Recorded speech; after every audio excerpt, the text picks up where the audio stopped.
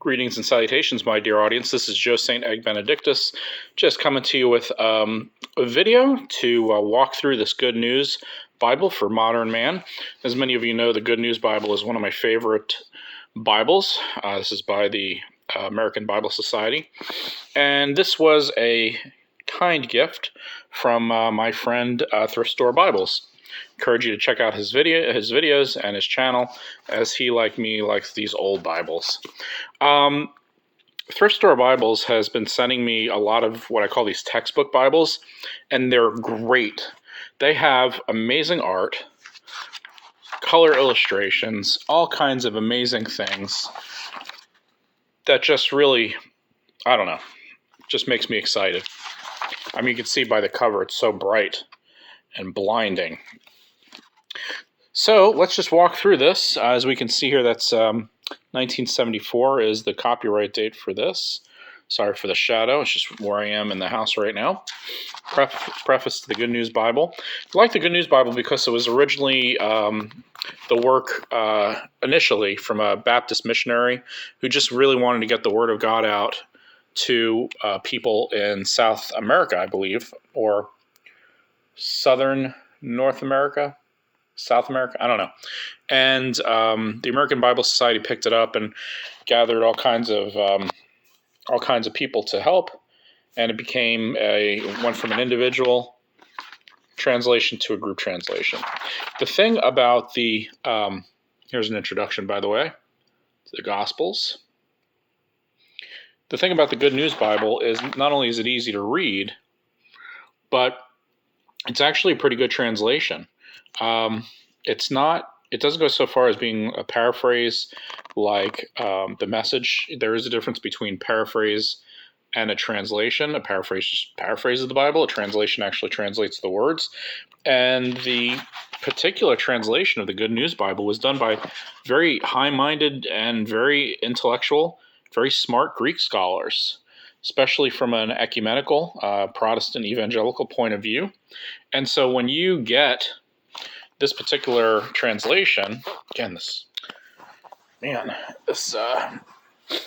shadows are really annoying. You get a really good quality translation. What I also like about each book that I've noticed is it has a original text from an ancient papyrus or codex or something, and I really like that. Aside from these amazing illustrations, as you can see. You know, you can really sit down with this and go through this with your child or your adolescent in your life, and really not only go through the Bible and read the Bible, which to me is exciting, but look at all these amazing pictures.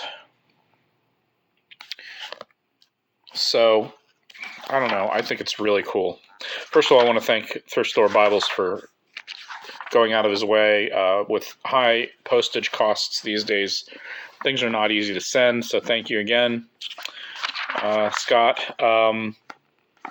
And just really incredible Bible.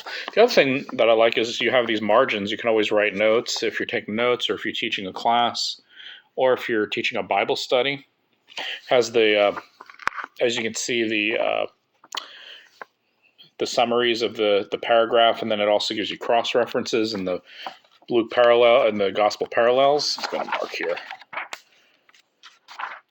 Let's see. I want to see how they handle the end. Yeah, so it just ends. New book on a new chapter. Again, there's a page from the Gospel of Mark, Codex Vaticanus, 4th century AD. You know, if you're reading this with a young person, not only are they getting the Word of God, but you can also give them tips on how the Word of God was transmitted and the original languages. You know, a lot of people don't know what even the original languages are. And it's important to know, because it gives you just insight to how the Word of God came to us through the ages. He doesn't look very happy, does he? Huh. Not a very happy picture, I would think. Well, let's see if we can get to Acts. You know, this Bible in and of itself can become a spiritual journey if you're more of a picture person. like me. Don't be surprised if I use this Bible for my 2026 daily devotions, New Testament, Acts of the Apostles. Luke, portrayed in gold and enamel by a Byzantine artist of the 12th century AD. St. Mark, Venice. Here's an introduction to the Acts. Gives you some names and descriptions there. All right, let's go to Paul's letters here. Romans. Letters of Paul. Oh, okay. Gives you an icon of Paul. Neat. Gives you the little table of contents for Paul's letters. Saw a treasure in here. What's that? Oh, it's neat. You always have good treasures in used Bibles. Always need treasures, you know. So one of the things I wanted to mention while we were looking through this is, as you notice, we're really slowing down the YouTube channels these days. There are some people who still publish content regularly, moving about, manipulating objects, and a few others, Tim Wildsmith, but a lot of other folks just have slowed down, not only because time and money, time is money, but just viewers, you know. People don't have time to view channels. The channels are getting a little bit more aggregated since, you know, there's, I don't know, it's just different things. Let's see where they come on Hebrews, by the way. You notice that they didn't, I don't think they included Hebrews in the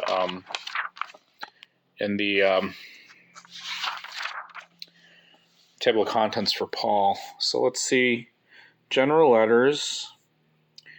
It doesn't really say, but it does separate it from Paul. So very neat. The other thing is, I've been looking for Bibles and to buy and to review, but really there's nothing new coming in to the used bookstore where I volunteer. I'm a volunteer now, by the way. The only thing that came in that was really amazing was a leather-bound Jerusalem Bible, an original leather-bound Jerusalem Bible. I couldn't believe it. Well, the story goes, it was sitting on the shelf for about a month, and I never really had the money. You know, I have like tax season and car repair bills, and I have a wedding coming up for my daughter and several other things. Well, anyway, to make a long story short, I didn't have the money to spend on an expensive Jerusalem Bible. And then the used bookstore had a half off store-wide sale. I went into this, I could not make this up if I tried. I went in to get the Bible, and a dude had it in his to-buy pile. He bought the Bible just minutes before I went in to buy it, because the half off sale was a lot more affordable. So I lost out. Let's see what kind of resources they have at the back, shall we? All right, let's see if this is Revelation. Oh, there's a word list with, man, I do love these things, especially for kids and younger youth. Revelation. So, word list, almost like a glossary. All kinds of fun words in the back here. Nard. What's up, my nerds? Other readings and renderings. There are many places in the New Testament where the various Greek manuscripts and other text sources have different texts. That's interesting. They gather the alternate versions. I guess they do that instead of putting it on the bottom. So that's pretty interesting. And then an index. So that is my journey through this very cool, very groovy Bible. And these things are great, man. You ever wonder why they don't publish these things anymore? I don't know. I guess they're expensive, or they would be too expensive for the modern buyer. And plus, they just don't sell, I guess. I don't know. There's just a flood of ESV Bibles and New King James and all kinds of things. They, you know, even the Bible market has kind of dried up to bland and boring, and I don't know. It's not a great market these days. And then with tariffs coming on the way, or the threat of tariffs, who knows what that leads to the Bible market. especially with China, which includes Trump's own endorsed Bible. So I don't know what's going to come of Bibles. I just know that I'm having fun with my Bibles. I'm using. I'm going to use this in 2026. Right now, let me pause the video. For 2025, I've switched to the Annotated Oxford 3rd edition. So I'm using that for my devotionals, because I was using the 2nd edition, but the 2nd edition I want to preserve it, and I was afraid that I was going to break the binding by using it every day. So I switched to the 3rd edition, which is what I keep home. The 4th edition I keep at church, because that's where I do all my sermon prep. But it's a good Bible, very comfortable and all that. So that's kind of how it goes here at home. Anyway, have a great day. Hope you have a wonderful Easter season, making our way to Pentecost and all that eventually. So have a wonderful day, and keep watching, keep chiming in, keep commenting, and keep liking. Bye-bye.